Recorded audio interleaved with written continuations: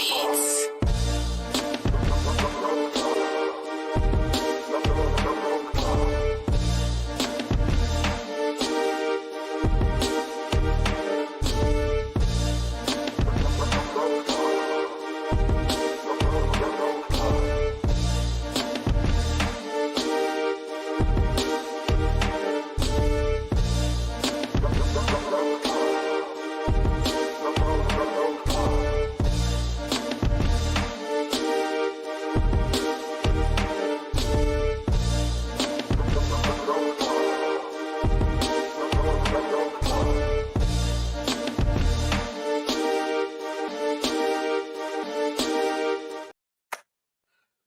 What is going on? We are back. We are here today to discuss some more Baltimore Ravens news, things going on around the NFL and sports in general. Okay. It don't sound like you want to talk about that. Well, I thought it was just a Ravens show, but now you keep like adding topics so that we stay here longer every week. And I just don't understand, but it's whatever. It's not for me to understand. I'm sorry. It is for you to understand. You know, sometimes I sit back and I think to myself, today or this is the week, Brodny's going to give his input. I'm not going. You've never asked for my input. Okay. I just figured as a co-host, I just figured. No, that's a title. I thought we was Game of Thrones in it. Like it is known. Like the title was thrust upon me. I didn't. False. Yeah. No. Very true. How you doing, Hendo? I'm well. And yourself? How you been? Doing all right. Doing okay. Me too. I feel better now. Like after you know, my cathartic talk with everybody. Well, not everybody, just the patrons. Good. I feel like weight lifted. I feel a little worse than earlier because tomorrow's Monday again. And it just seems like every time I get to the weekend, there's a Monday coming up right after it. I don't understand. But the time is going by so fast. Yeah. It's not but I will say that Friday, it's like Friday around about 7 o'clock ish. You know, we start feeling that, okay, the weekend's here.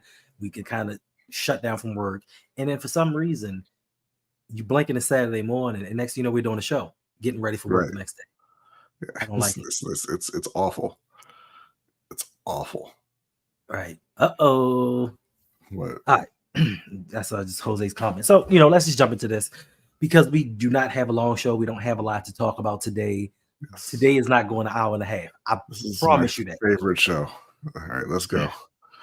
I promise you, it's not an hour and a half today. We're going to zip through everything. We're going to go through it and get out of here because I got stuff to do. I'm feeling better, but I'm not feeling well. But a lot of filibustering going on. Let's get to it. Listen, this is not a race. It's a marathon. We're gonna get to the optimism I just had. But seems to have evaporated. Your marathon comment. All right. I don't know if you know this, but the marathon is the longest race. It takes forever. Yeah, but we don't have a time limit on this race. We're not out to win. We're just out to finish. Okay. It sounds good to you? I'm out to win every time I'm on here, but that's just me. Maybe I'm just different. But let's go. Let's go. All right. Well, let's see who we got in the chat. Listen. Yeah. Chat. For some reason, I just feel like every week nobody's gonna show up because it's Sunday evening, people relax and getting ready. Because people are getting ready for the work the next day. It's Sunday, it's no football going on. I just feel like nobody gonna show up. You know how you get ready for work the next day? By pretending you're not working the next day. That's how you get through Sunday night. Maybe I should take You don't face that realization until that alarm goes off Monday morning. Maybe I should take off tomorrow. Sounds good? No. Okay. Well, I'm not. All right, let's see who we got in the chat. We got Saint in the house. What's going on? Jose, what's up? Talking about big news. Yes, we got big news going on with the Ravens. You are going to want to stick around and find out what that big news is. Mm-hmm. This is big news every time we put out a video. Big Reg, what's going on? You changed your name? You took off the living big with Big Reg portion? Or was that just me? Am I tripping? He did change it. Yeah. Anything you want to tell us, Reg? Right. We notice. We got Osmond in the house. What's going on? Hello to you as well. Life with Yolanda. What's going on? Yolanda? Good evening. Hey, Yolanda, you want to be in our Dynasty Football League? Let me know. Interesting. Also, Yolanda has her Ravens Talk with Yolanda. So make sure you go over there and subscribe. We got Brandon Buck in the house. Brodny is a big time hater. Let me ask you this, Buck. Why am I a hater? Because I told you the second they brought in Kevin Durant that was not going to be a championship team. And then when they brought in Bradley Beal, I told you, no, they're still not a championship team. And now months and months later, when you and everyone else realizes they're not a championship team, I'm a hater for saying they're going to lose? I mean, this is true. This is true. But Jose got the right idea. He says, I feel like we need to get the ski mask. And we may save that for the round table tomorrow. We got some things. I don't understand why Yolanda put that last word on her response. Which one? Oh my God. What you? I'm sorry, you have the ability. Sure, I'd love to be a part of it. Oh, okay, never mind. It looked you read it wrong. It looked different. When I glanced at it, it looked like it said "fool." I was like, "That's uncalled for." But I apologize, Yolanda. I read that incorrectly. But I will get you set up as soon as we are done here. Which Brodny and Hendo is going to be very, very soon. Very soon. Like we did half the show just now. Jose, we need one person for the Dynasty League, and now we need 0. What's going on, Danity? Really? Because I think I need 2 people for my league. Oh, really? Yeah. So if you want to be your league is full. No, you kicking people out. I'm not kicking people out, but you know the one dude that just wasn't active the whole season. I know. He's got to go, and then it's another one that he think he's slick, but he got to go too. People just don't realize I pay attention to everything, bro. He's slick. It ain't about the slicksters. All right. It ain't about the slicksters. Just be honest. Be honest with me. You know what I mean? So, Yolanda, if you want to join my league as well, you can get 2 opportunities to win, and I'm not going to hold it against you. I know that your brother's going to help you. I'm not going to hold it against you. You know, Brodny and I, we used to watch a TV show called The League, and it was a guy who came close to winning, and his wife would just do his team for him, and they made fun of him. It is what it is. It's all about winning. It's all about getting one of these. That's right. Hold up. You don't want to end up like that guy, though. You don't want to end up like him. Don't put on the second. Listen. Bring up the topic, and let's go. Back to back, baby. And about to be a third one. I don't know if the third one going to go here or the third one going to go here. The third one has to go on the other hand. Does it really? Yeah. Because I want to be like Jordan and take the picture and fill it up and just be sitting. Bill Russell. I'm like Bill Russell. So Bill Russell, I'm just going to have him. That's just for the one picture. Like, he don't wear them like that all the time. I don't wear them like this. I just you got to balance it out. Okay. So I guess the next one, I'll go with the ring finger on the left hand. There you go. Okay. So Yolanda, you're signed up. We still need one more person for my league, I believe. What were you close to last year, Reg? What? He was close in the middle of the season. Then he just he realized, he remembered to himself that I am Large Reginald and I'm not going to win. And he went back to his proper place in third or fourth place. And then you know what I say, man. Self-awareness is the greatest skill. Self-actualization, yes. But let's jump into these topics because, like I said, we're not going to be here all night. This is only going to be maybe a half-hour show if it takes us this long. So that doesn't mean run through your comments, Brodny, or don't say anything at all, because I know how you get. Like, you're just trying to do anything to minimize. How do I get? Go ahead and tell me about myself, Hendo. If I say to you, we're only going to be here half an hour, you will sit there and answer a question like, "Yeah, I believe that too." I'm giving you my honest opinions because you've already set the time at 30 minutes. But go ahead. There is no time set. We're going to do it until completion. Bring up the topic every week now. Every week, it's a fight to get the first topic on the screen. We are almost 10 minutes in. Because you got to have the banter. You just can't jump in and just do the video immediately. Not a video. You know? Okay. It's a live stream, which is going to become a video. Okay. More people are going to see it in video form than they are in live stream form. I hope. And as a matter of fact, I think I'm going to release today's episode of Hanging with Hendo to the public. Nice. I think I'm going to release that. Maybe it'll help somebody. I don't know. I think you should. You know, I don't want people seeing me getting all emotional. You know what I'm saying? Mm-hmm. What's up, Duane? Yeah, we don't have time constraints. It's Sunday evening. We ain't got nothing to do. Some of us don't have to be to work for another 16 hours. 15 hours. Start early. Some of us don't have to get up at 7, 8 o'clock in the morning. Some of us actually can get up at like 10 a.m. to go to work. So, Well, you know what? Some of us can get up at 10:56, but they still What's don't up, want to Killer be Cat? here all night. This is facts. What up, This is Cat? facts. We can't get up at 10:56. We actually can get up at like 10:58. I like to have a little margin for error, you know. Facts. Sometimes the computer be on some BS and it won't Yeah. let me log in. So, you got to have those few extra minutes in there. But let's get this show started so Brodny can do whatever it is that he plans on doing. Thank you. Just nothing. All right. Let's jump into this first topic. So the first topic that we're going to discuss is, are the Baltimore Ravens really all in on Lamar Jackson? Do you feel like that the Ravens front office has done enough for Lamar Jackson? Now, earlier in the last luncheon, early last week, EDC said, if you're not all in, you're all out. And he's been that way since he's been the general manager of the Ravens. Now, for me personally, I don't think, and some of you may feel a different way, I don't feel like that EDC in the front office has been all in on Lamar. They believe that bringing in all of these defenders is the way to help Lamar. Now, I did a short yesterday chronicling all of the picks that the picks that EDC had made, free agents, just people that they brought in to kind of help Lamar. And I did it to DMX is what they really want. DMX fans gonna want to check that out too. Y'all gonna want to check out this short. I thought it was kind of funny. And actually, I still have my list. And it was a lot of names on there. And I still have some names that are unchecked. So I could have kept going, but we ran out of names. You know what I'm saying? It was Lisa, Letitia, Brenda, Felicia. And I still have 1, 2, 3, 4, 5, 6, 7, 8, 9. I still have like 9 names left that I could have added to this list. Right. So to me, I don't feel like Eric DeCosta is really all in. I don't think that the Baltimore Ravens is really all in. They realized in 2019 that they had this product on the field that they weren't expecting, because nobody can tell me that they believe that Lamar Jackson would morph into what he morphed into when they brought him in 2018. And he showed this different side. Most other coaches and most other organizations would have gone in and said, duh, wasn't expecting this. Rookie deal, league MVP in his first year starting. Let's build around him and see what we can do with this. Mm-hmm. Josh Allen was not a league MVP, and they went out and did this anyway. Mm-hmm. I mean, they even got targets for Jared Goff, and Jared Goff is nowhere on the level of Lamar Jackson.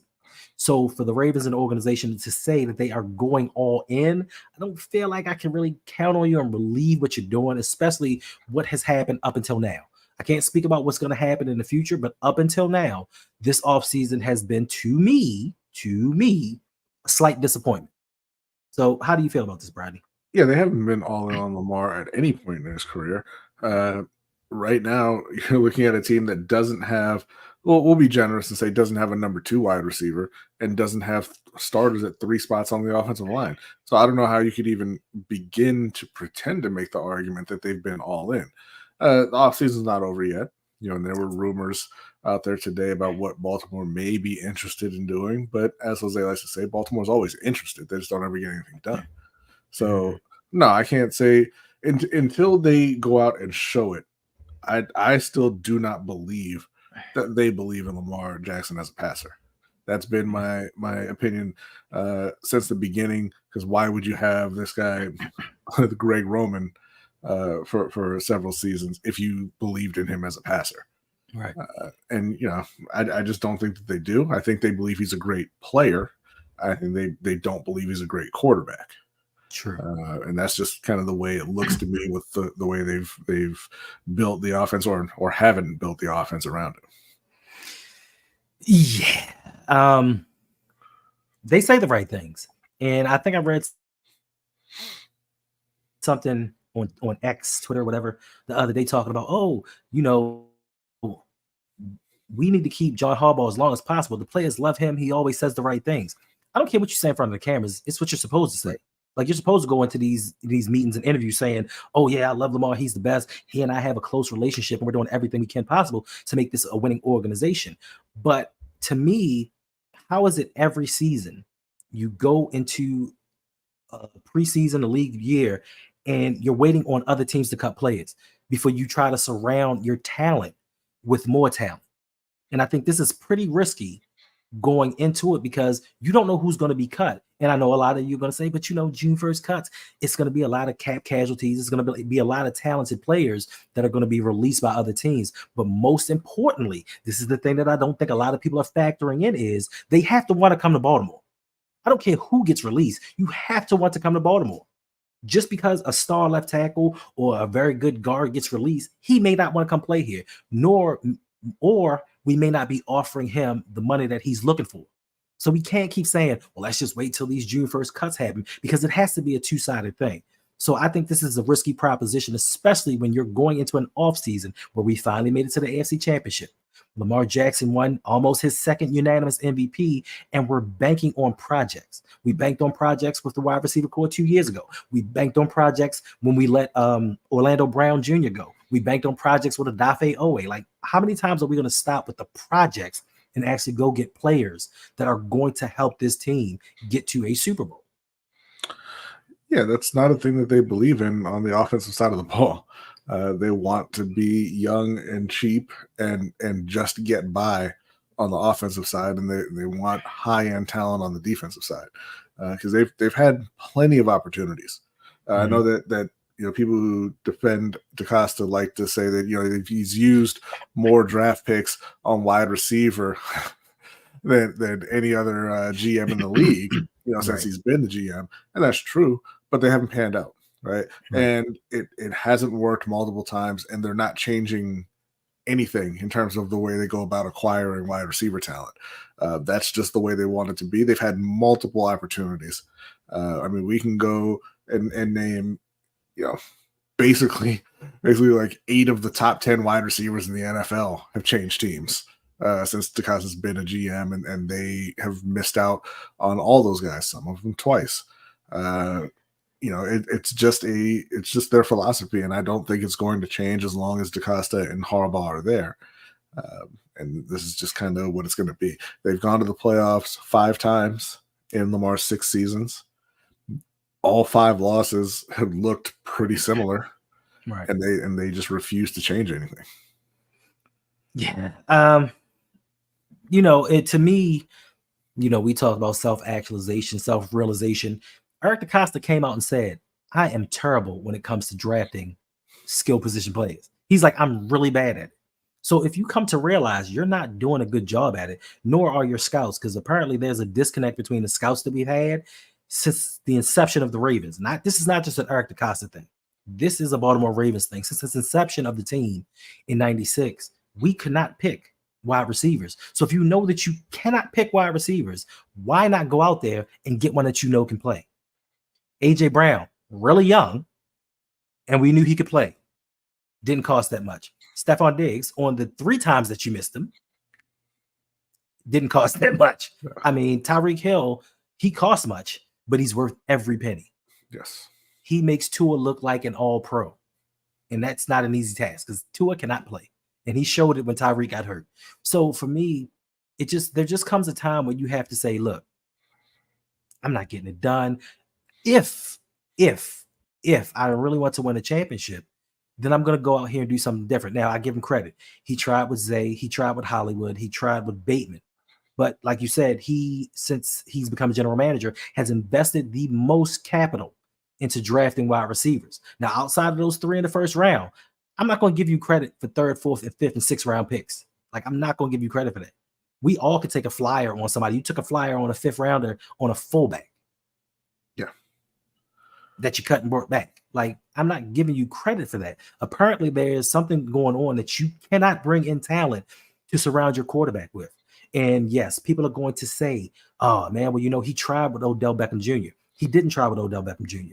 That was a stipulation for Lamar re-signing that he had to bring him in. So they had to overpay for somebody. And they took the worst of the 2 options in that scenario, too, because he also said DeAndre Hopkins. And the crazy thing is DeAndre cost less and was better, and they're like, can't do it, bro. They was like, you want the guy that's not been hurt, that's been productive. That's what you want on this team. And Lamar's like, yeah. They're like, not gonna be able to do it. Can't be able to do it. Not gonna be able to do it. So to me, they're gonna be the EDC apologist. And I'm not saying that he's a horrible general manager, because he's above average. But when do you look at it and say there needs to be change? Now, Ozzie, I love Ozzie Newsome. He was not a perfect general manager by any means.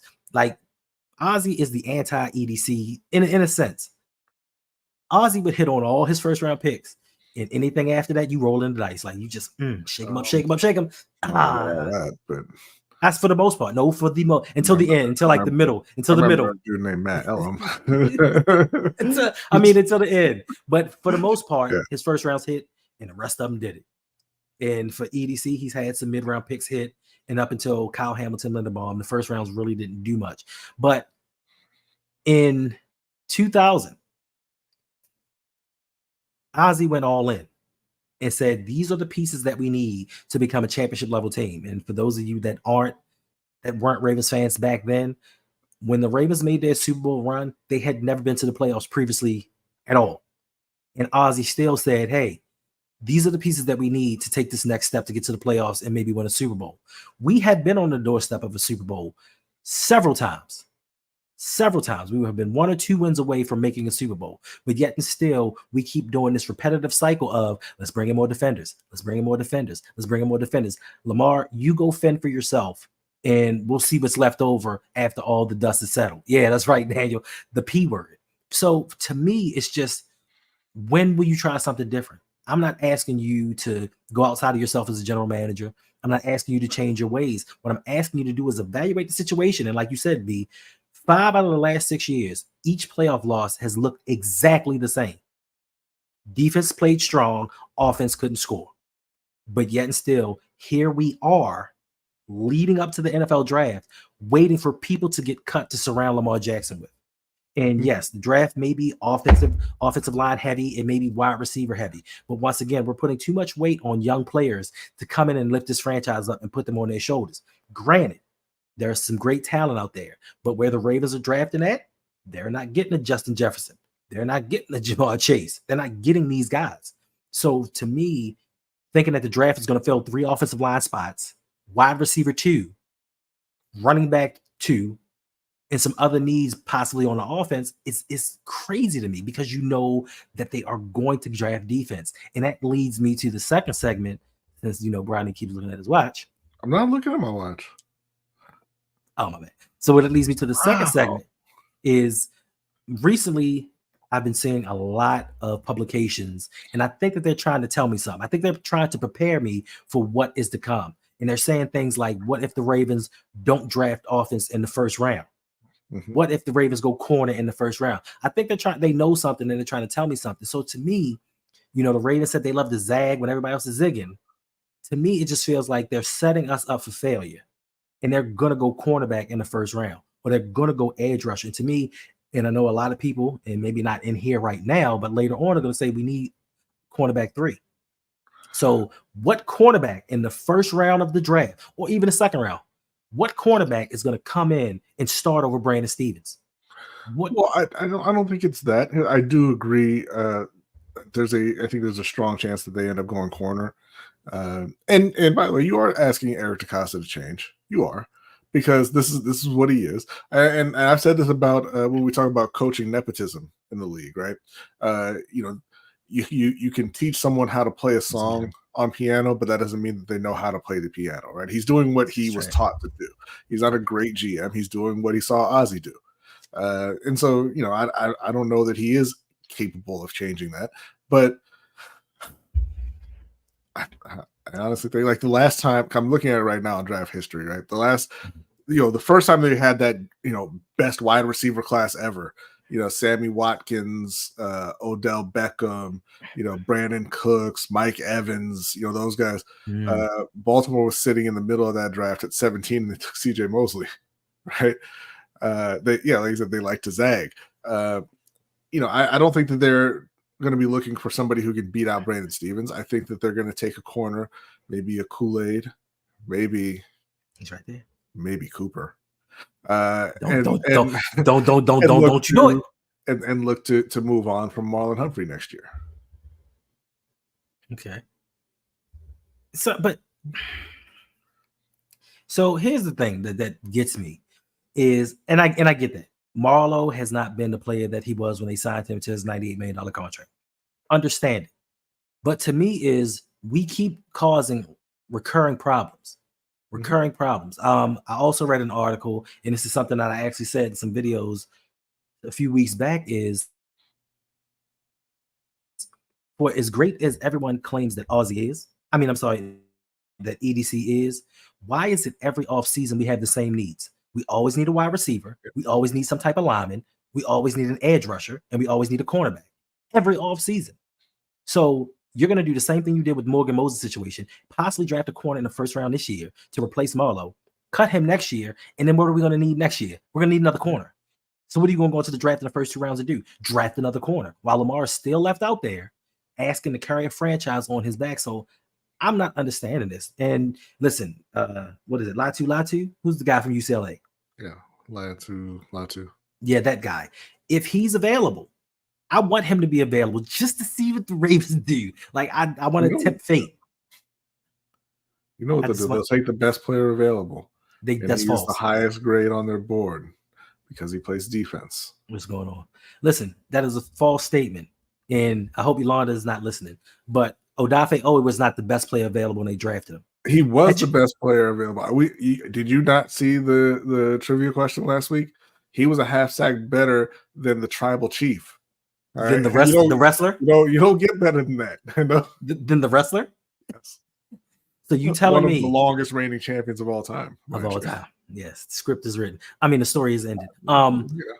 You're telling me Patrick Queen was one of the best players available when they drafted him. The Patrick Queen thing is hilarious because it is another example of what what the Ravens like to do. And you sat there, and Jose brings this up all the time, but you said that you had CJ Mosley, who was 26 years old at the time. Yep. Who was an all-pro middle linebacker. And he said, you know what? I don't want to pay him possibly 16, 17 million a year. We're going to let him walk. We're going to draft his replacement. We're going to stay cheap. And we pass on T. Higgins at that point. And what did that lead to? A few years later, trading a second-round pick to get in Roquan Smith so you can give him a $20 million a year contract and still not have a wide receiver. And this is what y'all call somebody cooking. And then, but listen, then once again, we're still in the same situation because CJ Mosley's replacement, he's now gone. Mm-hmm. So for some reason, CJ Mosley was a second-team All-Pro in 2022. Oh yeah, he's had 2 All-Pros and I think 3 Pro Bowls since he's left Baltimore. So that $17 million a year contract now looks like a bargain. And I think to me it was, what was it? The Lakers dynasty. Which one was it? It was one of those. I can't remember which one because there was 2 of them. Mm-hmm. And he said, they asked him, like, why are you paying him all this money now? He was like, because I see the climate of the NBA changing and I see what contracts are going to be. So I'm going to jump ahead of it and pay him less now. So, So EDC could have been like, you know what? These contracts are ballooning. Paying him $17 million now, if he stays at his current trajectory of being the player that he is, this contract is going to become a bargain. So what do we do? Now we lost a second-round pick.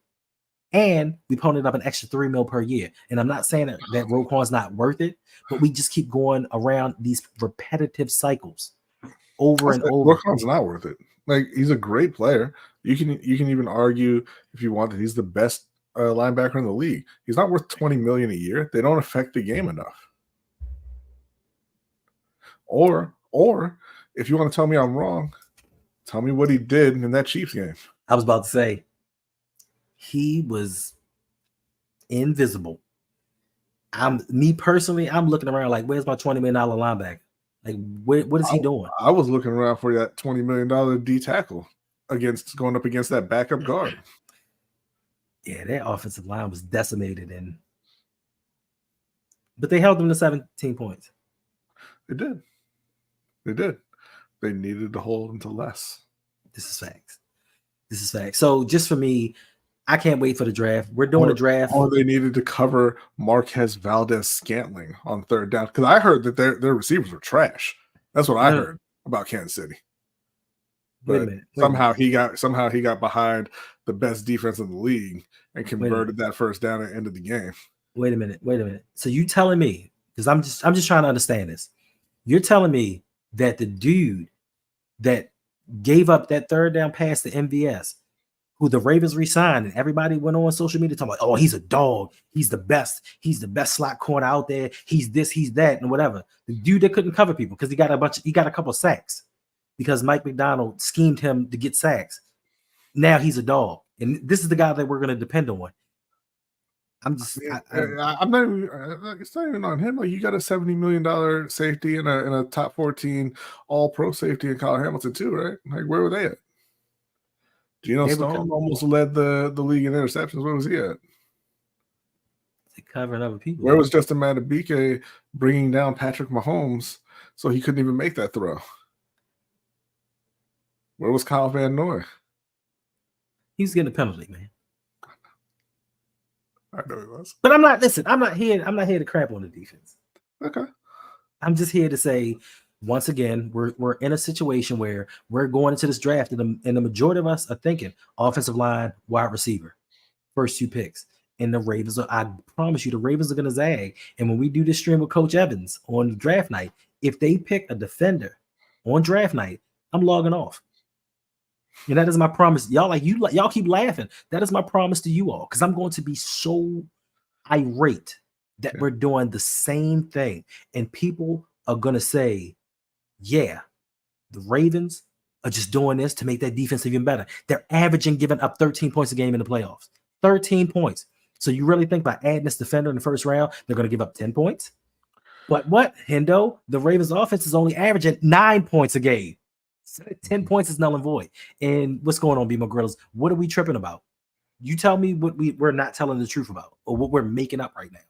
I would love to know. And the thing is, nobody, not trying to crap on the defense either, but the point is that when you continue to pour resources into it, and don't get the things that you need on offense, you still blame Lamar on the offense. Yeah, and this was the whole point of what we were saying. Did they need to score more? Okay, then don't sign Justin Madubuike. Don't sign Roquan Smith, and go get some goddamn receivers if you need to score more. And some offensive linemen. Yeah. But Brodny, we have Isaiah Likely. Mm-hmm. He's going to make such a difference. Yeah.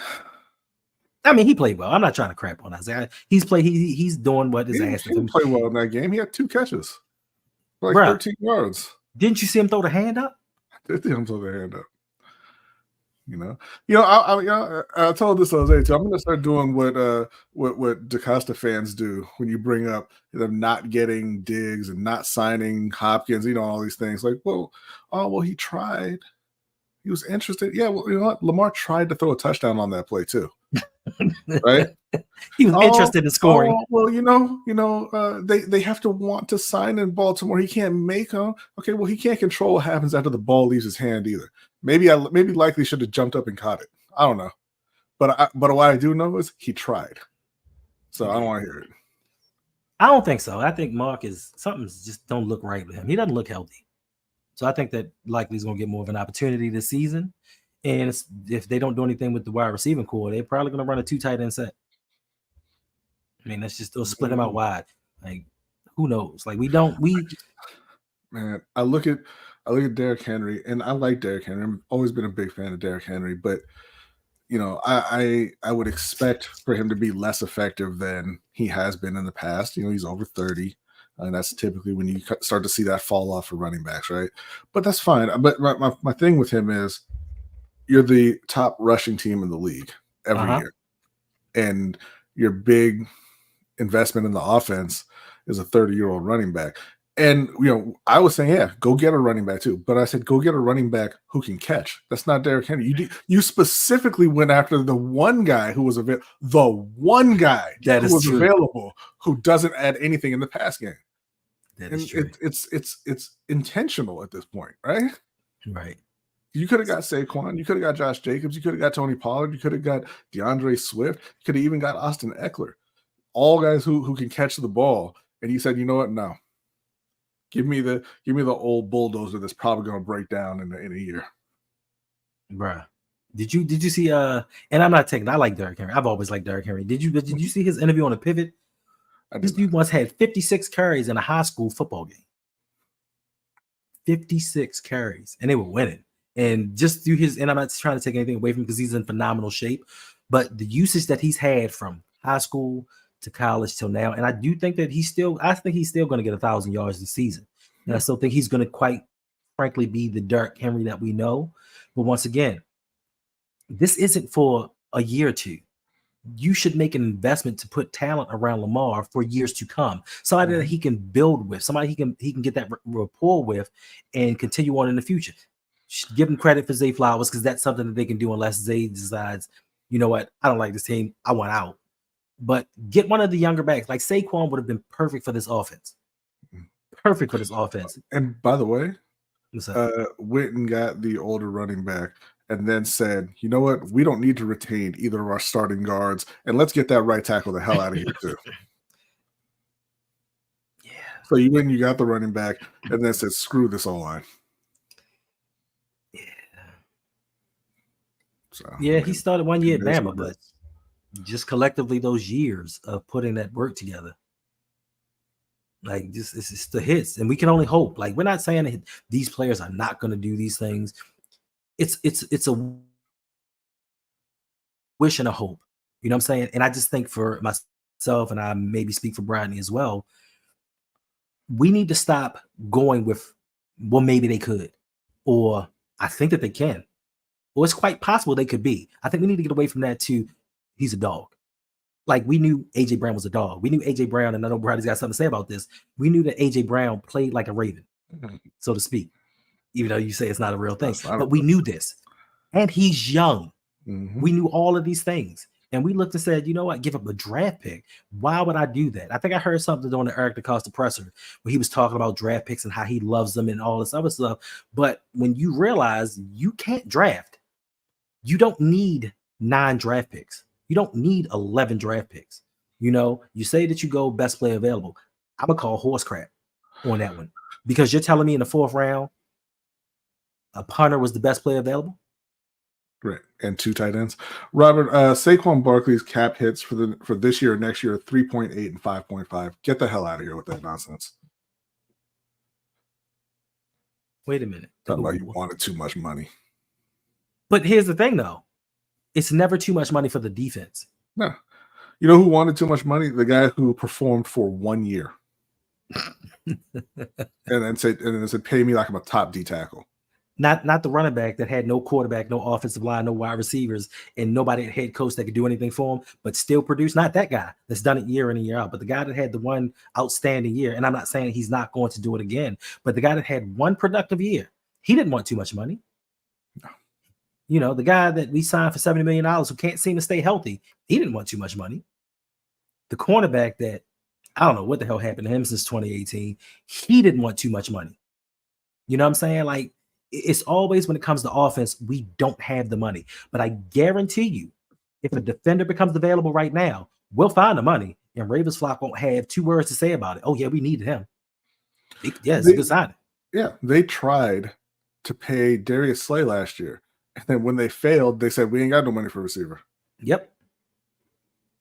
Well, they tried to get him 2 years in a row. And then the year before that, they tried to get Xavier Howard. When we didn't have any money to bring in an offensive weapon, but they tried to take on Xavier Howard's $15 million contract. Once again, when it comes to defense, we can always find these coins in the couch. But when it's offensively, this ain't Madden. It says Saquon signed for the most of any running back. Yeah, that's true. And Derrick Henry's cap hits for the next 2 years are bigger than Saquon Barkley's. It's about the way you structure the contract. The Ravens don't know how to do it, which is why you need a new GM. But I don't want to hear you talking about, he had he wanted a little more money. He's a better player. He's a younger player. He brings more than Derrick Henry does. Of course he should get more money. Right. Like that, it just makes sense. And once again, and I'm not here to argue with anybody, but the points that you're bringing up, make sure you do your research on the whole thing and stop just spitting out stuff. You know what I'm saying? Stop just spitting out, well, he costs more, his cap hits higher. Who cares? Even if Saquon's cap hit was more than Derrick Henry's, who cares? For one, he brings us more stability for a longer period of time. We don't know how many more years that Derrick Henry has left. I guarantee you Saquon has more than 3 years left in his career. No, Cam, he's also better. Because even if you think Derrick Henry's a better runner, Saquon brings so much more in the pass game that you can't really argue that Derrick Henry's a better player at this point. Like if he was still out there running for 2,200 yards, sure, but he wasn't. Right. He was out there running for 1,100 yards. Right. Right. And Jose's right. There's always an excuse for us not getting talent to help Lamar out. But we'll see next week what's going to happen. Moving on to the next one, because we spent a lot of time on this one that I really wasn't expecting. My apologies, Brodny. Okay. Next topic. So this week, apparently, and this goes back to helping Lamar as well, Brandon Ayuk unfollowed the 49ers on social media. Do you think, Brodny, that this is a big deal or not? Because in this climate today, especially with these younger people, when they start taking down their team stuff off of social media, it means that they're either doing a negotiating ploy or they really went out. And 9 times out of 10, it means that they're going to leave that organization. Do you think that the Baltimore Ravens should take a flyer on Brandon Ayuk? More not a flyer. Like he's worth it. They should be. If San Francisco's listening to offers, they should be all in on trying to get Brandon Ayuk. He's not. What's going on, Eric? He's not the best wide receiver that's been available, but they passed on other guys. So you got to go, and especially considering the rumor being Pittsburgh being the team that's most interested, because that's always the way it's reported, right? That Baltimore is one of the teams that's interested. Well, the secondary report was that Pittsburgh is kind of all in on getting him, and Baltimore has some interest as well. But his agent came out and said that's not true. We'll see. I tend to think he's getting moved before the start of the season. Yeah, I have one question for Robert. I need your insiders, because you always seem to know who does and does not want to come to the Ravens. Please share your sources with me. How do you know where he wants to go? Like, please tell me. How do you know where he wants to go, first and foremost? Secondly, if he gets traded, he has no choice in the matter. I don't care where you want to go to. If the team trades for you, that's where you go. They hold your rights.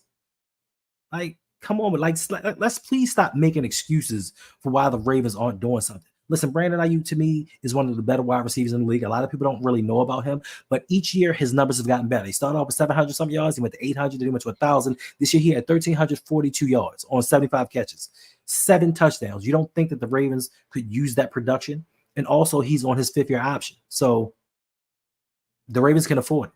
Like, they can afford to set this money aside to bring him in. I don't care where he wants or does not want to go. Is this guy going to help us get a little bit closer to winning a championship or not? Is the Ravens signing him going to prevent another team? Because listen, I'll keep sleeping on other teams. Like, other teams are collectively making moves to make their offenses better. If you don't think that the Buffalo Bills aren't out there looking for a replacement for Stephon Diggs, you're crazy. They're looking for replacements. It's just that marriage didn't work out, and they're up here trying to bring in people. But we're going to find a way to say we don't need him. He's a bum. He's a cancer. He's not good. And Lamar will do a lot better without him. Okay, Hollywood Brown didn't want to be a Raven. And really? No, it seemed to me that he did want to be a Raven until you kept running him out there in Greg Roman's garbage offense. But let me tell you this, Robert. Players want to play where they're getting paid.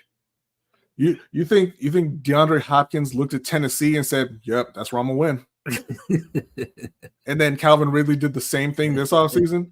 They said, "I got to go play with Will Levis. That's where it's at." No, they go where they're going to get the money. Okay.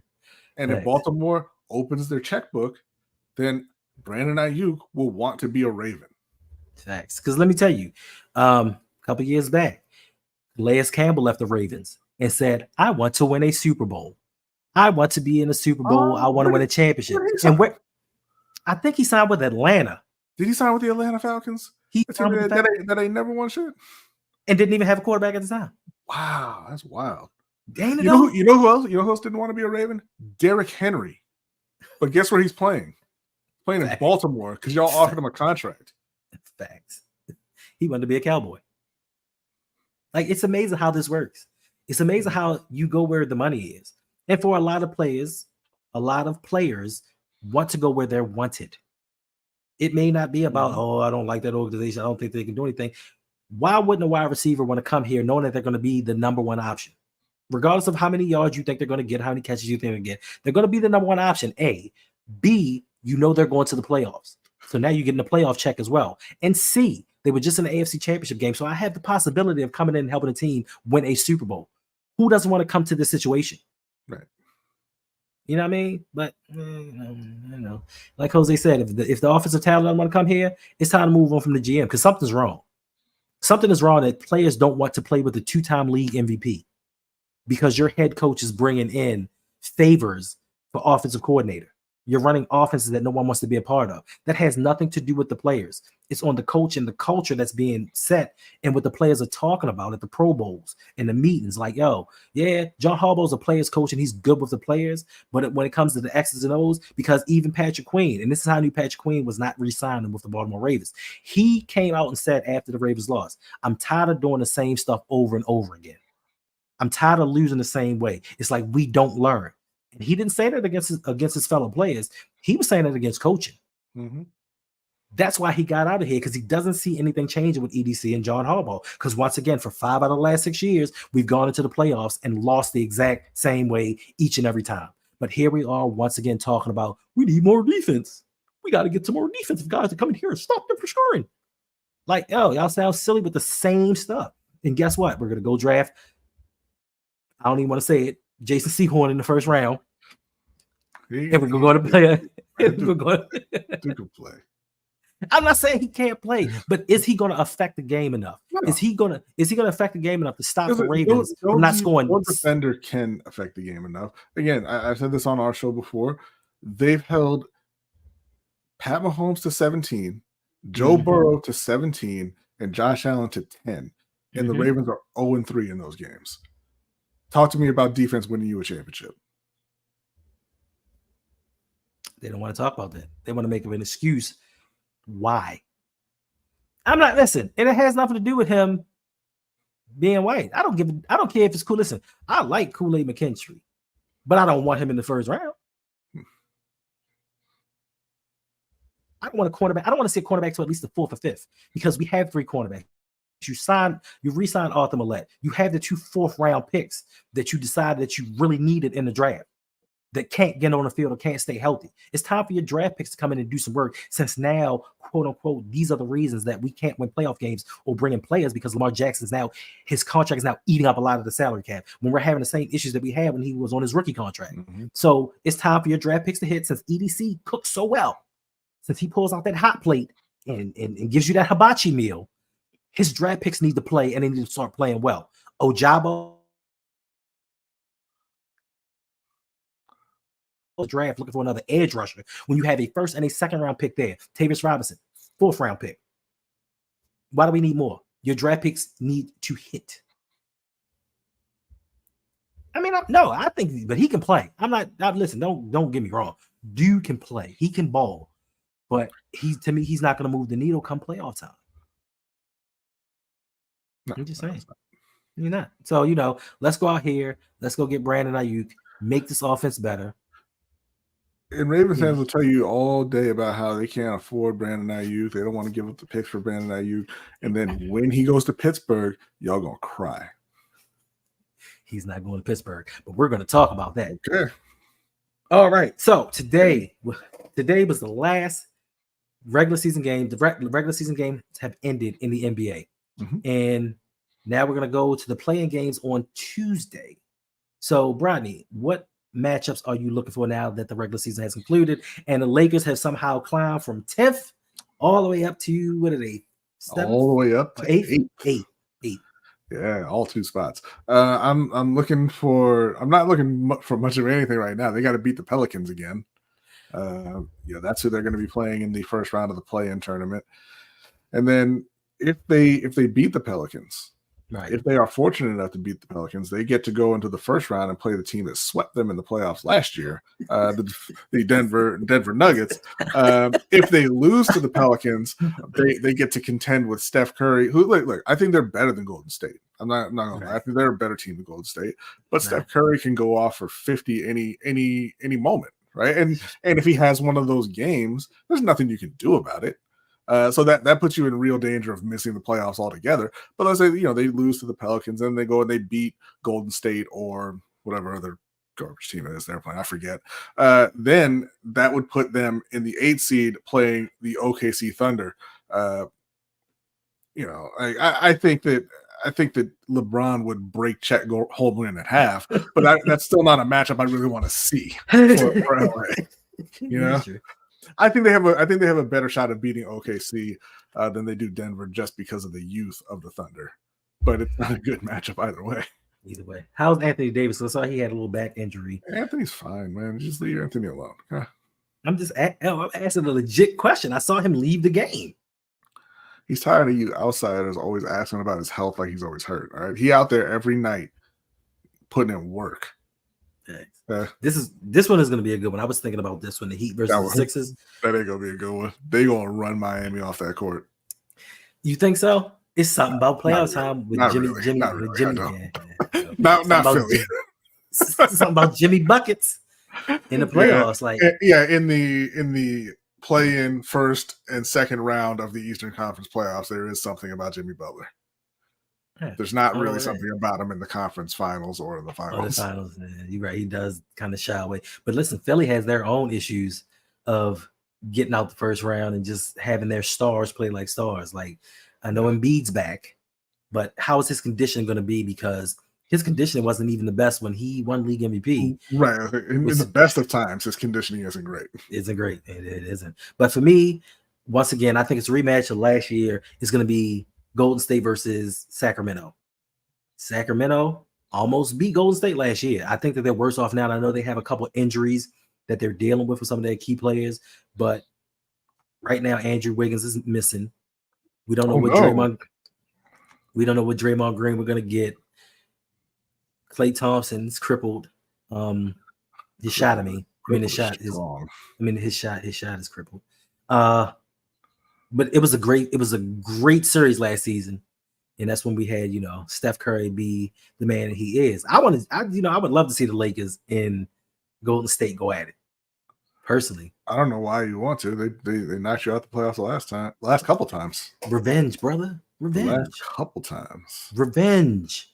Okay, you ain't gonna get it though. Like the Lakers are a better team than you. They might be. Sorry. Like, do you think you can beat the Pelicans to get yourself into the playoffs proper though? It depends. It depends which Pelicans team show up. Brandon Ingram is just coming. Tells me that you don't want any part of the Lakers, man. I want the Lakers. No, you don't. But it depends on what Brandon Ingram. Brandon Ingram just came back. You're unsure about the Pelicans. You don't want the Lakers because they got Zion. Now don't have nobody to stop Zion. So what? You ain't got nobody to stop AD or LeBron either. Hey, we know AD's gonna get his points. Truth be told, you don't have anybody to stop D'Angelo if he feels like making a shot. But he doesn't. Not in the playoffs. Not in the playoffs, it doesn't. But this isn't the playoffs yet. It's not the playoffs yet. Kind of is. We know Anthony Davis is gonna get his numbers. We just gonna let LeBron play himself out the game and hope that Austin Reeves doesn't come through. Because I think Austin Reeves is the X factor. God, well, I mean, shit. just back it up then, because he can't be like you say that about LeBron. LeBron went 28, 17, and 11 today.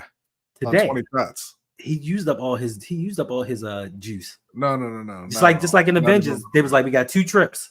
He used one for the play-in tournament, and he used the other one for today. Not even a little bit, my friend. He's done. But I mean, listen. You saw his numbers for this season, right? No, I didn't. Was I want to say it was 25, 7, and 5. Let me pull it up here. It doesn't matter. LeBron's balling. No, I'm saying like he averaged 27, 8 assists, and 7 rebounds. So 25, 8, and 7 in his 21st season. They said no one's ever averaged that after their 10th season until now. He's balling. Unbelievable, man. Unbelievable numbers. LeBron it's going to be sad when he retires. It really is, because there's nobody to take his place. Nah. To me, listen, Wembanyama looked like LeBron getting out at the right time. But I mean, I'm just saying, anytime you lose a great player like that, it's sad. It is sad. It really is. All right. So how you gonna come in just averaging 3.5 blocks? Right, he's like 6'30". He blocked Chet. You remember he blocked Chet Holmgren, and Chet Holmgren fell down on the ground because he'd never been blocked like that because he's 7 feet tall. He palmed the ball. Yeah. I mean, He didn't have to jump. All right, B. So give me your prediction for who do you think is actually going to win the NBA title? Lakers. All day. Do you? Oh, you mean like for real? For real? No, I mean who's really going to win the title? Like for real? For real? All right. Yes. Okay, so if we're looking at this, I don't think it's going to be anybody in the Eastern Conference. And just real quick, I just don't trust Jason Tatum and Jaylen Brown in the big moments. You know, even though they are the best team in the league right now. And I love the addition of Drew Holiday. You know, I mean, he is a clutch performer, but I can't trust Tatum and Brown in those moments. So I'm going to say nobody in the East because Doc Rivers has ruined the Bucks. The Knicks are the 2nd seed, which tells you how good that conference is. So moving on to the West. Like what? We're moving on to the West. You know, I think right now my top 2 are Denver repeating and Dallas shocking some people just off the strength of Kyrie and Luka going off. But I'm saying my number 1 is Denver. Okay. So for me, with the big 3 of Kevin Durant, Bradley Beal, and little yellow boy, what's his name? Devin Booker.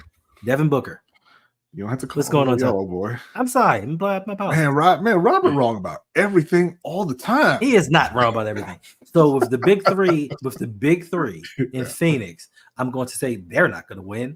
For me, it's definitely going to be Denver. Denver's going to repeat.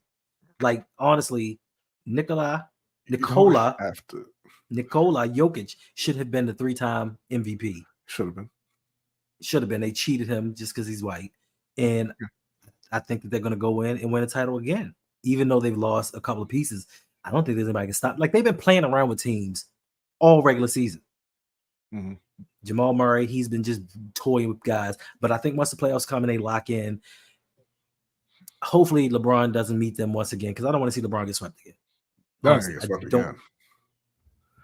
No, I didn't say they're going to win. I said they're not going to get swept again.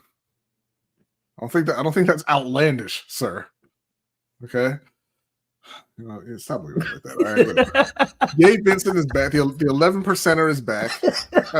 You know, Crypto Spence is out there now. They got all kinds of. Christian Wood might come back. Yeah, I don't know. Yeah, I don't know what old tall boy who can't shoot is doing. All right. Vanderbilt. I mean, you know, maybe he comes back. I don't know, man. They're not gonna get swept again. He could have won for it. Like, yo, he's gonna win it again. Like the dude is just Chin, what's going on? Stop it, sir. Stop it. I'm not ready for anything. But let's take a look around the NFL. It's not much news going on around the NFL, but it's something. Yeah, that DC avatar makes sense, man. It does. It's something that I wanted to highlight. 2 things. First, that earlier you spoke about possibly Brandon Ayuk going to the Steelers. The Steelers were actually in talks inside of their building to trade for T. Higgins. And they're trying to just figure out how they would complement T. Higgins and George Pickens together. Because Pickens is temperamental. He likes the ball. But, I mean, T. Higgins just came from a system where there were 2 number 1s. Mm-hmm. So I think that he would fit in quite nicely. I honestly don't even think that's a problem with George Pickens. I really, really don't. I think that the problem that he had was the people who were throwing him the ball. This may be true. And if you put him out there and he's getting the ball the exact same amount, he gets the exact same number of targets, but they're moving the ball and they're scoring points, he'll be fine. False. Yeah, this is true. You know what I'm saying? Shout out to Big Red, man. Congrats on Orlando making it. Yeah, congrats. I owe him. I bet on the strength of the Duke Blue Devils. Duke. Yeah, I owe him something. I don't know what we bet. I owe him something, but whatever. What's going on, Jared? How you feeling? Appreciate you for dropping. They're not getting swept by the Cavs, though. They might beat the Cavs. I mean, they might. If the Cavs are injured, but if even if they weren't, you might be right. They are the Cavs. All right. So to me, once again, you have a division rival that's looking to make their team better. Now, of course, we don't believe Cincinnati is going to trade in division with a rival. But once again, if the price is right, if they offer enough, they can do it. But just for me, it just highlights a team that's thinking about surrounding their quarterback with talent. Y'all traded in division with the Steelers. I mean, it was Chris Wormley. It's Chris Wormley. It was Chris Wormley. He's not even with the team anymore. I'm sure he's with the team somewhere. Yeah, And so for me, it's just we need to stop with the excuses. Other teams are trying to go out there. Russell Wilson, shout out to him and his career, maybe Justin Fields and what he's done or tried to accomplish, but they are not on the level of a Lamar Jackson. And the Steelers are still trying to surround him with an offensive line and weapons to use. They've already got their number one in place. They already got their tight end in place. They've been building the offensive line these past few seasons, and they brought in a new offensive coordinator. So they're trying to put these pieces around him. And I think that the Ravens can take a page from them, or at least, and I'm not a fan of thievery, but still, at least one of the scouts from Pittsburgh that does the wide receivers, still one of them dudes, because they've been killing it for decades, and I don't know how they do it. But the second, I'm sorry. I'll tell you how they do it. They have a very clear direction as to what they are looking for in a wide receiver. And if you send those scouts to Baltimore and EDC and John Harbaugh says, got to block if you want the ball, y'all won't draft any good receivers either. Still. But that's the part that has me perplexed, because George Pickens loves to block. He blocked at Georgia. But you know what else he likes to do? He likes to yell, though. And John is uncomfortable around the people who like to yell a lot. And just stand in front of the TV with ski masks on for no reason. They don't like that. But the second story, and I think this is the one, I'm not going to say it's more damning, but this is the second NFL story to me that I saw it and was like, oh my gosh, really? Mm-hmm. So in this upcoming draft, 25th of April, yes, the Los Angeles Rams are going to be making their first round selection since they selected Jared Goff number 1 in 2016. Potentially. They could still trade. But you have to realize they haven't had a first round pick since 2016 and have been to 2 Super Bowls. Yet and still, I mean, and not just the Ravens, a lot of teams around the league have you believe that draft picks are more valuable than anything. I wouldn't give a first round pick for this guy who's been to 4 Pro Bowls, who I know can play at a high level in the NFL. I'm going to take Cordero Patterson and ask him to be my number 1 wide receiver. It's facts. And sometimes it works out and you get Justin Jefferson. Sometimes you get Jalen Reagor. Yeah, that was a misstep on their part. It was a decision. But here's the thing, though, with that, Brodny. Here's the thing. Jalen Reagor was a complete failure. Did that stop them? You didn't have to say it like that. No, it did not stop them. I'm sorry. No, it did not stop them. He's not a complete failure. I'm sorry. I think he's still in Minnesota. He's resurrecting his career. He just resigned. He's turning things around. He's turned into a Devin Duvernay? That was uncalled for. I'm sorry. He's turned into Tylan Wallace. He's becoming a Tylan Wallace. I mean, maybe a Laquan Treadwell, but I'm just saying that it didn't. Obviously, it didn't stop them. But in Baltimore, if you miss on the pick, it's like, oh my God, see you in 13 years. I don't like it. They whiffed on a first round wide receiver and said, you know what, we got to go back in the lab and do something better. And then they went out and drafted one and then traded for another. Mm-hmm. Imagine that. And look what happened. They took what Brodny likes to refer to as a fraud and went to a Super Bowl. I don't think he's a fraud. But he went to a Super Bowl. Jared Goff, by many, was thought to be a fraud. Mm-hmm. With all the situations that the Los Angeles Rams had, they went to a Super Bowl with Jared Goff. They didn't win it. Why? Because they couldn't score.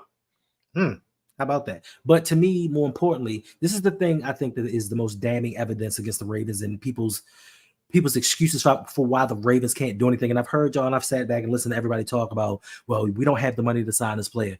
He costs too much. His cap hit is too high. The Los Angeles Rams drafted Jared Goff number 1. A few seasons in, they gave him over $100 million contract. Over $100 million.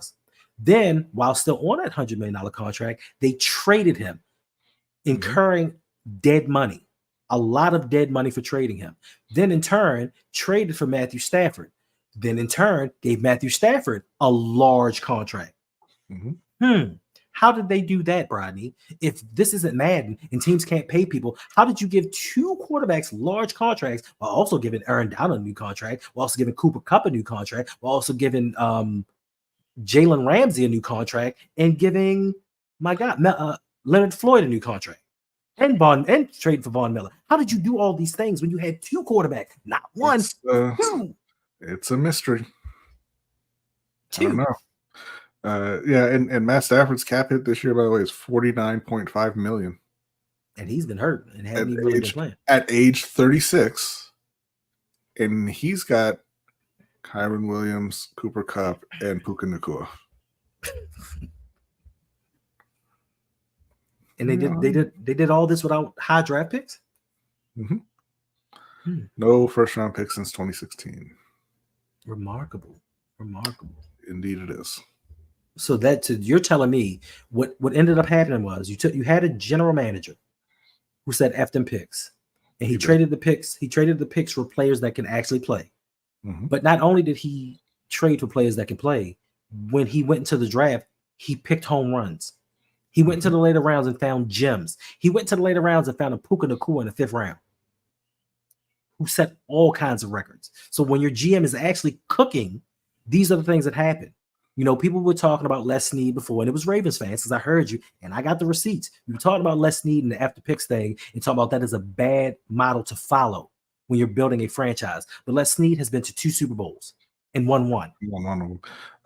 Shen Wu says they want to build the wide receiver core through the draft. Why didn't they draft Puka Nacua then?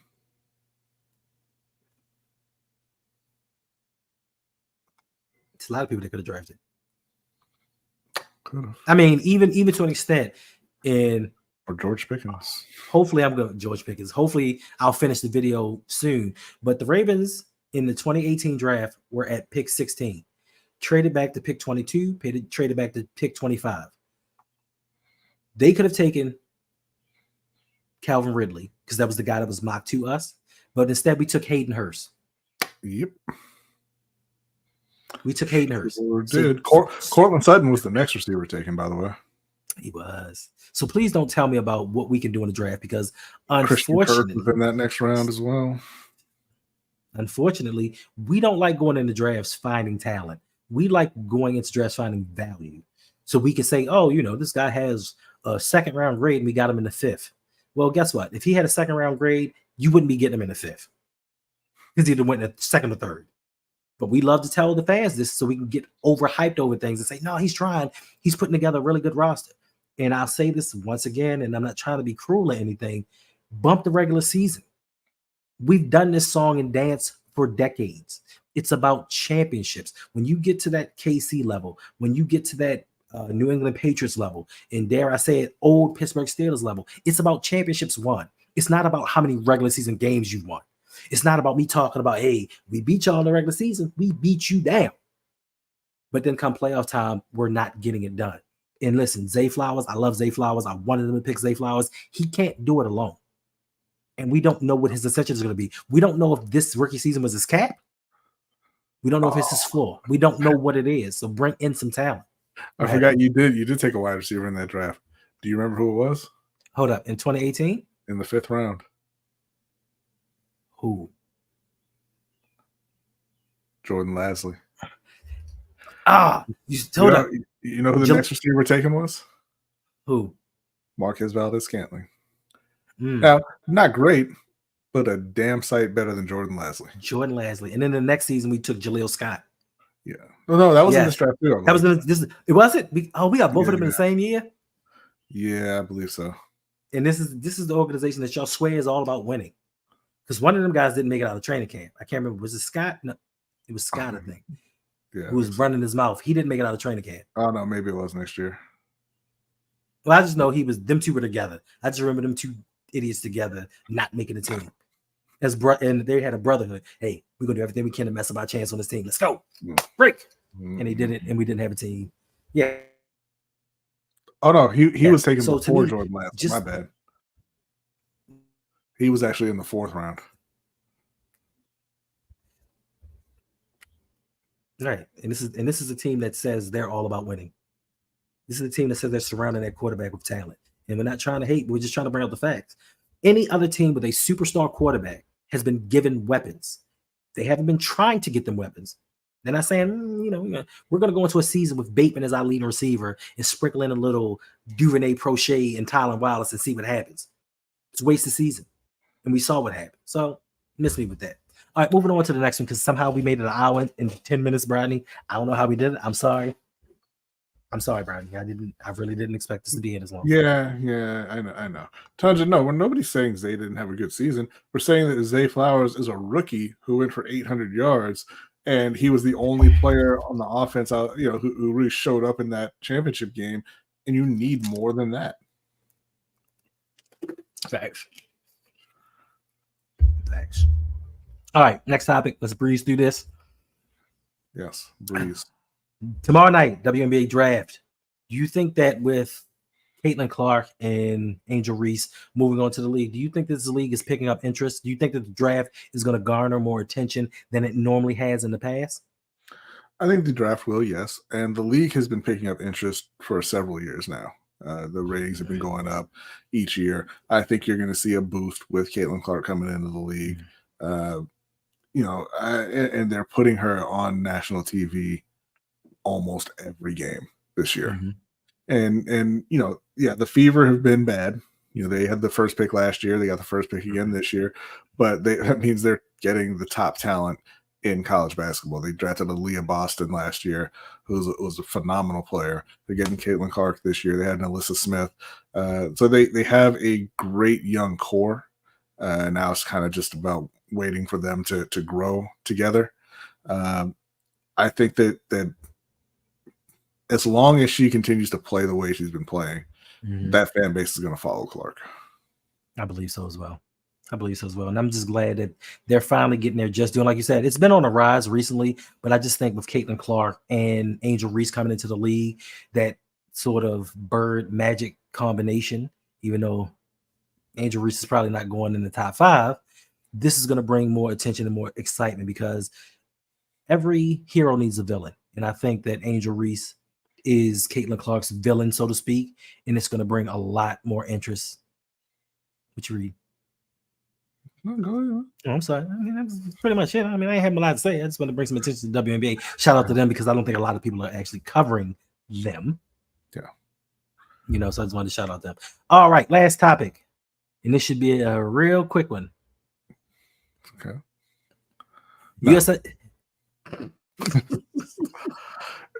If you're bored, throw it on, sure, whatever. But it's a developmental league for players who aren't good enough to be in the NFL. Right. To give some perspective, Matt Corral started the opener for one of these teams, the championship team. The team has won the past 2 championships, actually. So it's not a good league. But it is great that it exists, so those guys can go out there and continue to develop and play and everything, and then coaches can develop in that league as well. And hopefully, it'll provide a little more to the NFL than just going out and saying, hey, it's week 15. I'm just going to grab somebody who's off the couch who I don't know if they're even in shape or been, want to continue their career or whatever. Like, at least these guys are actively playing and still trying to get better. Okay. I may check it out. I saw a part of a game. It was like this quarterback dropped back, and I'm not even making this up. He dropped back 7 times. He came to the game, dropped back 7 times. Out of the 7 dropbacks, he got sacked 4 times, hit 6 times, and made one completion. And I'm like, yo, your line does not like you, sir. Yeah. This league can't be this good. It's not a good league. Celebrate. I don't even know what that's for. I don't know what that's for. I just saw balloons pop. I'm like, celebrate. What did you do? I didn't do anything, bro. Like, these weird animations just be popping up. This is why I might have to move the. It may be something with OBS, but where would it come from though? Like, if I give thumbs up, it has to be connected to something. Yeah, maybe somebody subscribed or something.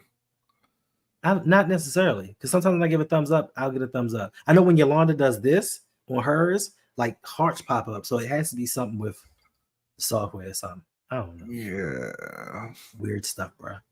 Weird stuff. Should get you over on the EV Max. I am, but Somebody hasn't done my scenes for me. So. Who doesn't? Dre ain't do your scenes? Brodny. I told you I would do it, and then you never invited me over there or anything. No, You just my bad. the only link you sent me is StreamYard, so we can come here and do this. And I'm just like, I don't even want to do that. But my bad. It's been an uninspiring week. Like, yeah, I had so many videos to do, and I didn't do them. That's all right. Everybody needs a break. But I'm back though. Somehow cutting the grass and just that physical labor just did something to me. Now I got all this energy, and I'm raring to go until I probably have to sit down and edit. Naming all them little plants out there. All they were trying to do was grow. Now, a lot of them were weeds. They're just trying to grow too. They were. Just because somebody, when you were little, told you that those were bad plants and the other plants are good plants, doesn't mean it's okay for you to go out there and kill them. And I thought that you being a vegan would be sensitive to that. But I guess not. I guess not. And also, I need to go because I have my beef stir fry waiting on me. You got no goddamn beef, nothing. It's beef stir fry. What do you mean? There's no beef in it, so it can't be beef stir fry. You put some A1 sauce on it, and it is like, Well, that's the wrong thing. Okay. I mean, they can sign up. Who I would rather have Ayuk, personally. Both of them are amazing players, but I want the route runner. I want the dude that when your offensive coordinator can't scheme you open, you don't just rely on speed because they're fast guys on defense. This dude can get open. And like I said, he's gotten better every single season. Every season. So you need to cut back or get a new supplier. Huh? He says he prefers to do other things with his grass. And I say he needs to cut back or get a new supplier. No problem, BP. Yeah. So I'm just listen. I just want, even if it fails, I just want them to surround Lamar or try to surround Lamar with talent. I don't want them to go out here in this upcoming draft and say we drafted 2 receivers in the 5th round. We're trying to do for him because that's all that some of these guys on network say is they put in the most time and the most effort, the most picks in getting Lamar talent around him. But they have not. That's like me saying, all right, I'm going to fix up my driveway. Like I'm going to repair my driveway. And I go around and get the neighborhood kids to come help me. Now I've rounded up 20 of them little buggers, but they're 7 to 12 years old. I got a lot to help, but what help are they really giving me? Being that they can't work certain machines and they don't know what they're doing. But I got them numbers wise. I brought them in. So how can somebody get mad at me saying I didn't try? And I think that's how this is with the Ravens. They're bringing in bodies because I mean, the reality is, you've drafted 3 receivers in the 1st round. One of them was a rookie last year and he played pretty well. One of them in Bateman hasn't panned out, and the other one plays for the Chiefs. Facts. So listen, when you leave here, because we're about to get up out of here, what's going on, Ron? That's right. Build that O-line first. When you leave here, just hit the little icon and go check out the EDC video. It's a short. It's 45 seconds. I guarantee you, if you need a laugh for today, it's going to entertain you because it entertained me. And I'm apologizing right now to anybody that may get offended. I apologize for the Odell Beckham part. Luckily, it's in short form. If you could see the actual picture, you'd be like, damn. But it was no diss to him. It was just that when that part came up, I just felt like he was the best person to put in that situation. I mean, sometimes you create the art and sometimes you're just a conduit. Right. Sometimes it just flew through me. And then with the 3, it had to have been those 3. I had to put those 3 together. Like it had to be those 3. Couldn't have been anybody else. But yeah. I'm gonna give you this one, Ron. Go O's. Till I see some postseason success. I'm not gonna believe it. But listen, we've been in here an hour and 19 minutes. There's still 80 people in here. Woo! Like, I'm not understanding because I remember the days when I would get 80 people in here, and 10 minutes in, it'd be 12. But for y'all to sit there and rock out with us for this entire time, I appreciate it. I am blessed. And hey, what more can I say other than thank you? But if you wish to support the channel even further, make sure you like and subscribe to the channel, share it with your friends. Let's help push this video on the YouTube algorithm to help me get up there. Because I think that right now I am 31 subscribers away from 4,000. 31. Now, I know out of the 72 people, because it just dropped 8 people, and they like, we don't want to hear this. But I know out of the 72, all 72 of y'all ain't subscribed. So just please subscribe, help me to get to 4,000. Also, Brodny, let them know where they can find you and help you guys get. I think it's kind of messed up for people to be in there and they hear you say, please subscribe, and they're in there every week, and they're like, nah, I'm not going to. Thank you, Rob. Appreciate it. Appreciate I'm not going to do it. I know the button's right there, but no, I don't like that. That's all right, though. So yeah, Brodny, let them know what you got going on, where they can find you. Yeah, your 17 days a week that you're streaming. No, you can find me over on Lunch Break Hot Take every Wednesday evening, 7:15 p.m. Eastern Time. Follow that up with the Overtime Show for patrons. You can find me here on Sundays at 7 p.m. Eastern Time for any given Sunday. Is that good? Faster, slower? What do you need? All right. So you find me on Monday. Do you? Find me on Monday over on Six Italian Films with Jose, with Hendo, with OTR Mike, with Chris Just Joking, with Coach for the Ravens Roundup. You can find me on Tuesday evenings on Suge Night 323 at 9:45 p.m. Eastern Time for the Steel Conspiracy. Don't do it. You can find me sometimes on Ring Kings podcast, like potentially this coming Saturday. Let's go. After the Devin Haney and Ryan Garcia fight. Let's go. So that's about it. It's way too much. It is. We stream way too much. We stream like 4 or 5 days a week. It's going to be a bit. You know what, Reg? Large Reginald? It's okay for you to stream too. Right. It's okay for you to jump on and stream. Right. You're right. You and your cohort. Right. Y'all take it to 2 hours and keep on running. Keep it pushing. How about that? But listen. Make sure you go over there, Lunch Break Hot Take. Subscribe. On the road to 2,000. Really, really close. Of the 68 people that's still in here, it takes but a second. Just go on over there. I'll put a link in the description. Let's get them to 2,000. They really deserve this. If it weren't for them, I wouldn't be here right now. That's false, but thank you. Appreciate it. I wouldn't be here right now. Like, y'all are the ones that pushed me into doing this. I was doing secret stuff. I don't think anybody pushed you, sir. Okay. Y'all pushed me. I'm not gonna. I will not abide that. I would not tell anyone to do this. Okay, y'all showed about me. Like, I walk past y'all. Y'all like more competition for me. This is not competition. Like, YouTube is not a competition. No, I'm saying, like, if I tell a bunch of other people to go start streaming, then it's just more. It's more competition for me in the algorithm. It's really not, because I like to tend to think that people choose a variety of people just to get different and varying opinions. People like to have their beliefs confirmed. Confirmation bias. You might be right, because listen, and I've been even. It was aggressive, Ron. Like, you weren't there during those conversations. It was very aggressive. Like, Ron, he was right here, Jose was right here, and I'm like, YouTube. He was doing YouTube for about 6 weeks before anyone knew. This is facts. No, I'm sorry. I was doing terrible YouTube for 6 weeks because they were terrible. False. Horrible. False. Terrible. But yes, it's not. My thing is, and even when I was really small channel, I'm about pushing everybody. Like, I'm about, hey, I don't care if you love me or you hate me, go out and check out this guy. Go out and see what this guy has to say, because everybody has a different perspective on things going on, and you may not agree with us, but it may bring you to a conclusion of, oh, I didn't think about it like that. That's one way to look at it, because once again, these are all opinions. Mm-hmm. Nothing that we say here is fact, and we're like, oh, this is what they need to do. This is how they need to run it. This is just things that we see. My perspective is a lot different from yours. And I say go out there and look at everybody.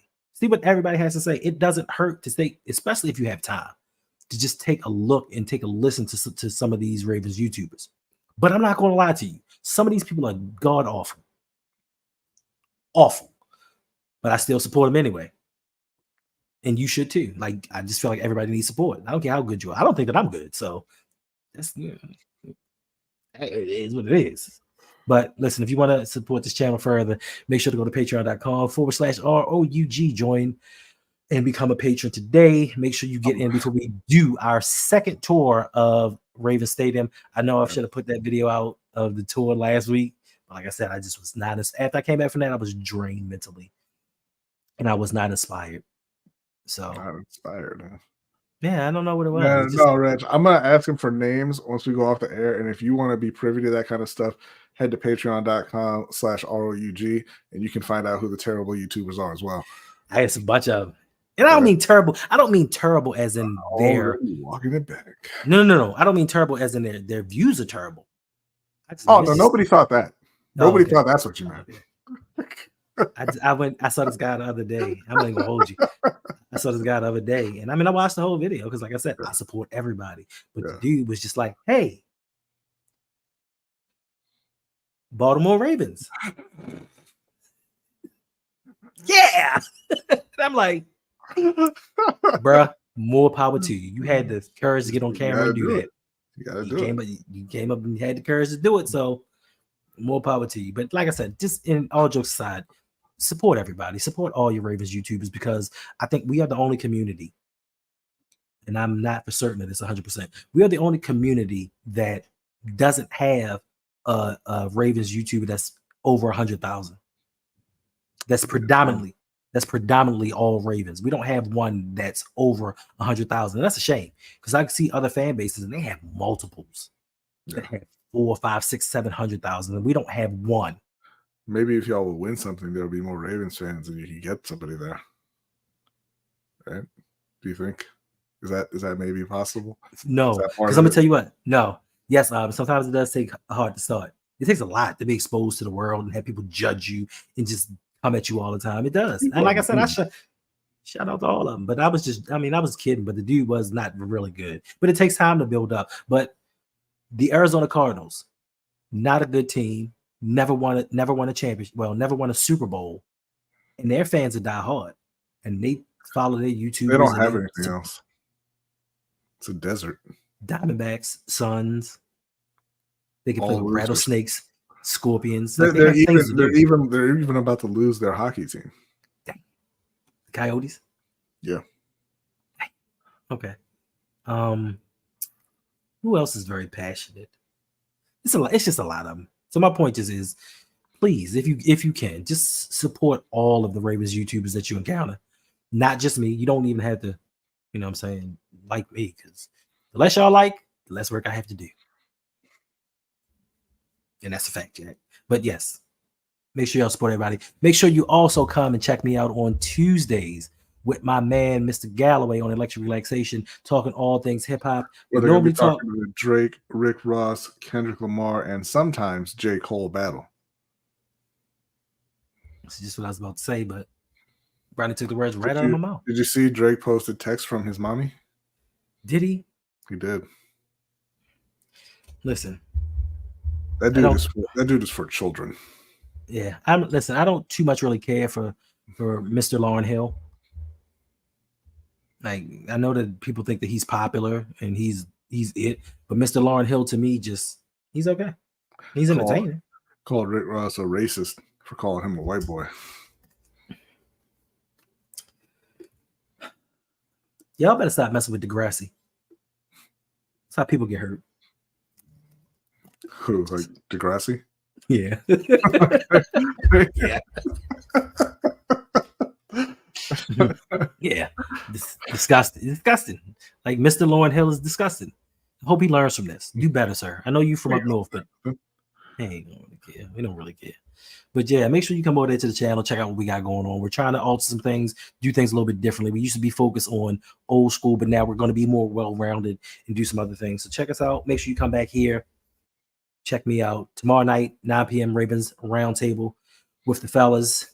Tuesday night, Electric Relaxation. Suge Knight 323 with a steel claw. Wednesday, lunch break hot take. Also, I think every time you do that, I'm taking one show off. I'm sorry. You already did that. Deep Cover, I think, is coming out with something next week, if I'm not mistaken. I don't know, honestly. I know Chris has been doing videos with Coach, draft videos. So if you're interested in seeing who the Ravens may pick, you need to definitely hit up those videos. I know he was on with, I can't remember his name now. I mean, his name is Jason, but I can't remember his YouTube. I'm like, is it somebody I don't know? No. I'm sorry. I'm blanking on the name, and I apologize. That is terrible. It is terrible, and I feel bad because now it makes me feel old when that happens. Huddle It Up Films. There it is. I didn't remember it. I looked it up. I feel bad. Oh, we know you looked it up. We saw you. You can check out Chris just joking over there as well. But I'm not sure if Deep Cover's putting out anything. I know that they are all going to be joining us over on the Ravens Roundup for draft coverage next week. Premium draft coverage. Yes. You don't want to miss that. You don't want to miss it because we got something special. And we put a different spin on it because it's not all about football. We're not going to sit there and be like, okay, guys, coming in at the number 3 position. They're looking for an offensive tackle. Like, we're going to give you some entertainment, or they're going to give you some entertainment because I'm just setting myself up for failure because I know what's going to happen. One or two things is going to happen on draft night. A, the Ravens are going to draft a cornerback or defensive end. Or B, they're going to trade back. One of those two things. Nothing infuriates me more than a team you've been waiting for all night gets on the clock and says, "Come back tomorrow." We're not picking tonight. We're not doing it tonight. The worst. That's why I appreciate my Panthers for setting that number 1 overall pick on fire a year ago. So I had no expectations for night 1. I mean, you could just look and see what you could have had. I mean, that would be over after the first pick. So. Yeah. Oh, no, that wouldn't be over after the first pick. It would, in fact, be 32 guys they could have had. Because anybody in the first round. I mean, I'm saying if they hadn't taken Bryce Young last year, they could have took Caleb Williams this year. He was the right pick? So you prefer him over Caleb Williams? Yeah. No, I prefer him. You kind of mumbled it. I'm not the biggest Caleb Williams fan, and I can't put my finger on why. But when I watch him, I'm like, that's a really good college quarterback, and I don't see the NFL thing with him. But I hope it works out for him. I really do. I like him, but I don't know. Facts, and that to me was why I thought that the Chicago Bears took a little extra time in trading Justin Fields because they weren't for certain if he was going to be that guy. But it is something about him. Like, he's a great college quarterback, and he may be a decent pro QB. But it's just something about it that I'm like, you didn't think that he's going to come in. And they've loaded Chicago up with offensive talent. This is another team.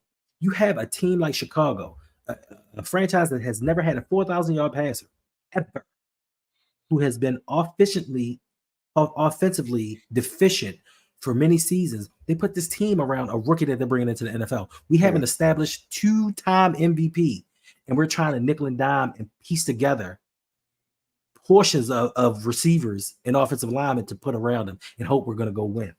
They got DJ Moore, Keenan Allen, Cole Kmet. They went and they signed DeAndre Swift. And after they take Caleb Williams, they still have another top 10 pick. They want to grab another receiver or an O-lineman or whatever it may be. They don't get Odimze. Possibly. Right. Neighbor's going to be gone by then. I kind of feel like Odunze is going to go before him. You think so? They saying the Neighbors might be number 1. That's what I'm feeling. They saying he may go over Marvin Harrison. He ain't going over Marvin. Unless somebody trying to get fired. Like on the spot. It's Arizona we talking about. That's facts. Arizona's going to trade back and draft a DN that they don't know how to use. That's kind of that's their fetish. Drafting edge rushers who they then do not ask to rush the quarterback. Put him in other positions, then trade him. Isaiah Simmons can play anywhere. Guess what? We're going to play him everywhere. Facts. And then trade him to the Giants because he can't play because we never gave him position. So, yeah. Make sure you check us out next Thursday, NFL Draft. It's going to be very entertaining. And come back here tomorrow night. 9 p.m. Sip to tally. Oh, we got a question from Ron. Should we trade up to get the best No, man, lineman? don't stop taking questions. It's time to go. No offense. All right, this is the Uh, last one. I don't think you should trade up because I don't think that they're going to be willing to trade up far enough to get, one of the elite prospects. And the guys that you get at 30 are going to be very similar to the guys that you get, 21. 15 to 20 and wherever there. It's just it's a matter of who, the Ravens like the most, obviously. But Right. unless you're willing to give up everything to get into the top and get, make sure you get the guy. I mean, and they need 3 starting offensive linemen, so no. This is true. But we don't need all 9 picks, though. No, but they need 3 starting offensive linemen, and Eric DeCosta is not going to go 3 for 3. This is true. Yeah. Because again, it's not 3 guys who turn into good players. They need 3 people who can play right now. Right now. But we got Andrew Voorhees. God damn it, Osmond. You heard him say it was the last question. I know you heard that. Osmond wants to know who. Listen. Who can y'all trade to get a first round pick? Man. Nobody. Listen, we overestimate. Maybe Marlowe? No, there's nobody gonna give you a first for Marlowe. They could probably get a first for Kyle Hamilton. Oh no, they could definitely get a first Kyle Hamilton. And maybe Matabike. Maybe. But I would tend to think not. Yeah, there's nobody that we could there's nobody we could put on a trade block that would net us a first round pick. I think we overestimate our players because I saw some people a couple months back talking about, man, we need to trade Tyler Huntley for a second round pick. And I'm sitting there thinking to myself, the hell would make you think we get a second round? What would make you think we get a 4th round pick for Tyler Huntley? Like, that doesn't make any sense. Oh, we should trade Devin Duvernay and get a second and a third. For who? For what? For why? I mean, yes, most definitely, but those are 2 players we're not going to trade. We don't need to trade either of them. Lamar would net several first round picks. Yeah. Several. And I think the Kyle would you can get a first and a second. And maybe a 5th. I don't even think you get a first and a second for him. Like, the league does not value safeties the way Baltimore does. But some teams value Baltimore's players. And not like that, though. Like, you gotta remember, Kyle Hamilton, they took him at 14. But the next safety didn't go until the second round, right? And that guy's pretty good. That's true. Like, the league does not draft safeties that high. It's just the Ravens. Yeah. But we got a top 5 pick at 14. No, what you got at 14 was a top 35 pick, but he's very good. He's very, very, very, very good. So, All right, we get out of here for real. Somehow this is turned into a 2-hour stream. We're not having none of that. Listen, we don't know what they do behind closed doors. Listen, sometime this week, we'll see something right before the draft that the Ravens signed Justin Simmons to play out a position on a defense that we don't know until Marcus Williams goes down. We have nothing to talk about, bro. Don't boys to man it, and we'll send you the link. Right. And listen, it's Sunday night. We're all out of basketball. We're all out of football.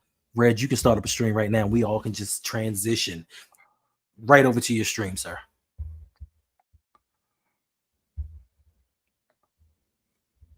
San Francisco don't have a cap room to do that. And I don't think they would do it anyway.